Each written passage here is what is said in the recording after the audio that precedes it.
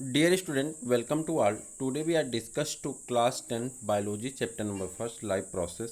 Topic name है आपका transportation in animal. You also know कि ट्रांसपोर्टेशन इन प्लांट तक हम लोग डिस्कस कर चुके हैं.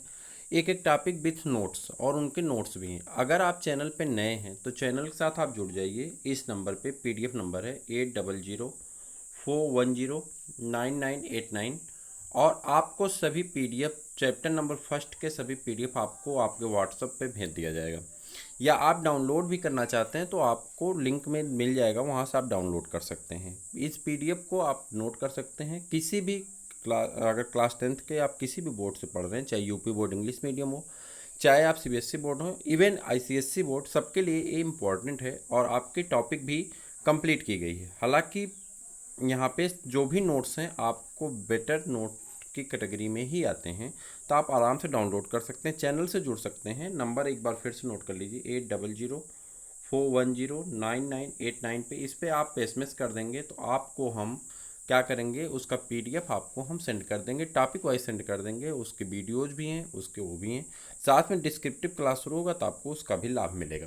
तो स्टार्ट करते हैं ट्रांसपोर्टेशन इन एनिमल को. तो सबसे पहले अगर आप यहाँ देखेंगे ब्लड, तो जैसे ट्रांसपोर्टेशन ऑफ एनिमल में दो प्रकार का ट्रांसपोर्टेशन चलता है. एक को कहते हैं ब्लड और दूसरे को कहते हैं लिम्फ. अब प्रॉब्लम ये है कि ब्लड क्या होता है, लिम्फ क्या होता है. पहले तो इसके बारे में डिस्कस करेंगे, फिर इनका ट्रांसपोर्टेशन कैसे होता है उस सिस्टम के बारे में करेंगे.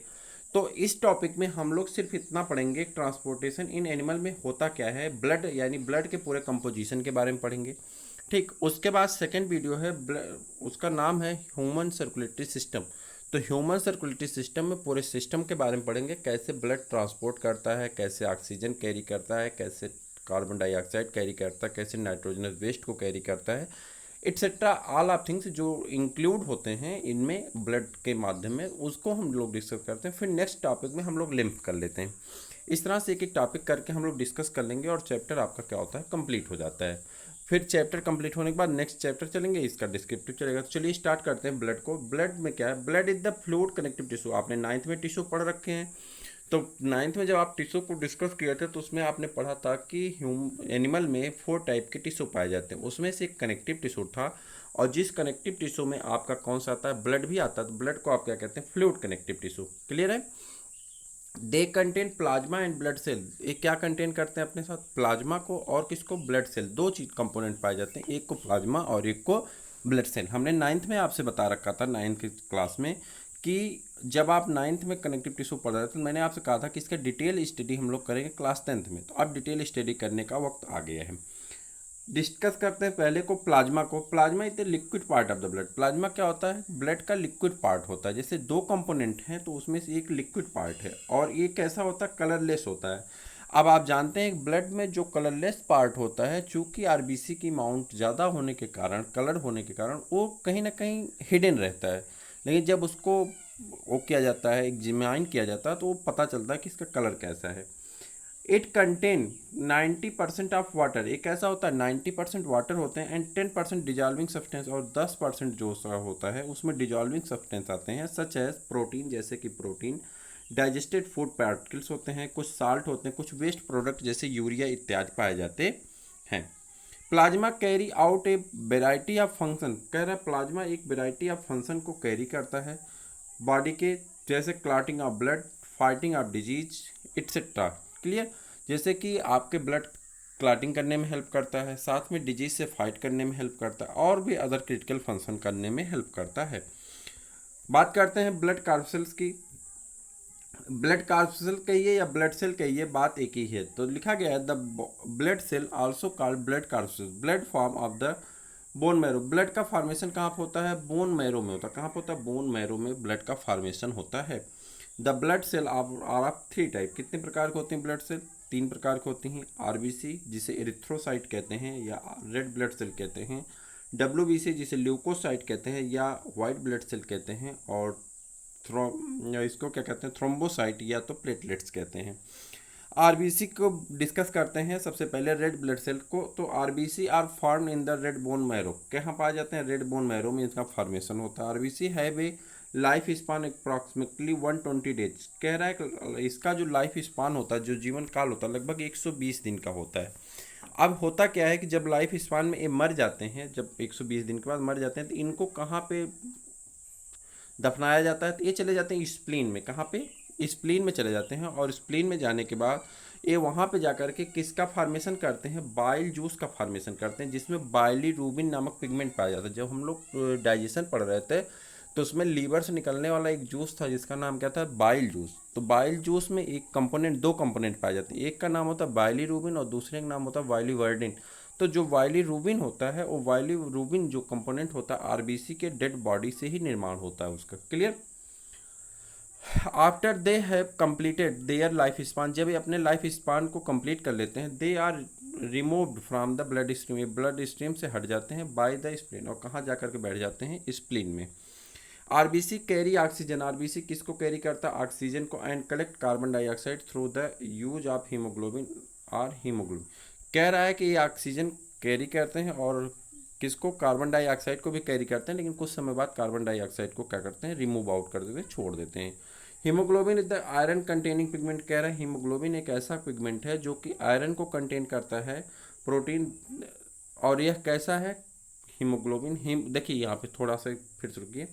हीमोग्लोबिन में हीम जो है ये प्रोटीन का पार्ट है, और हीम जो है ये आयरन का पार्ट है।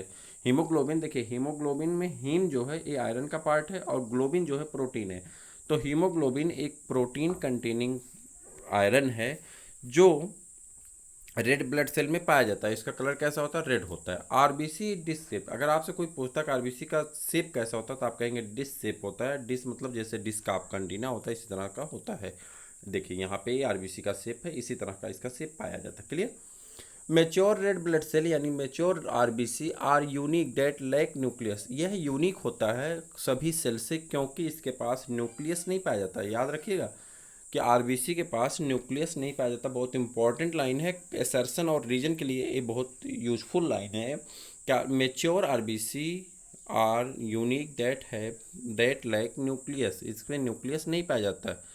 The conditions of having too few red cells are known as anaemia, कह रहा है जब आपके बॉडी में आरबीसी की कमी हो जाती है तो उसे क्या कहते हैं? एनीमिया नामक रोग कहते हैं। कौन सा रोग कहते हैं? एनीमिया नामक रोग कहते हैं।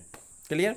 आगे बढ़ जाते हैं, डब्ल्यूबीसी के बारे में डिस्कस करते हैं। डब्ल्यूबीसी आर डिवाइडेड इनटू, कह रहा है डब्ल्यूबीसी जो होता है इसे डिवाइड किया गया ग्रेनुलोसाइट एंड ए ग्रेनुलोसाइट, जिसमें ग्रेनुल्स पाए जाते हैं उसे ग्रेनुलोसाइट कहते हैं, और जिसमें ग्रेनुल्स नहीं पाए जाते हैं उसे ए ग्रेनुलोसाइट कहते हैं। Distinguish between the presence of and absence of, कह रहा है प्रेजेंस और एब्सेंस ऑफ ग्रेनुल्स, ग्रेनुल्स के पाए जाने और ना पाए जाने के ऊपर हम इसे डिस्कस कर सकते हैं इन द साइटोप्लाज्म में।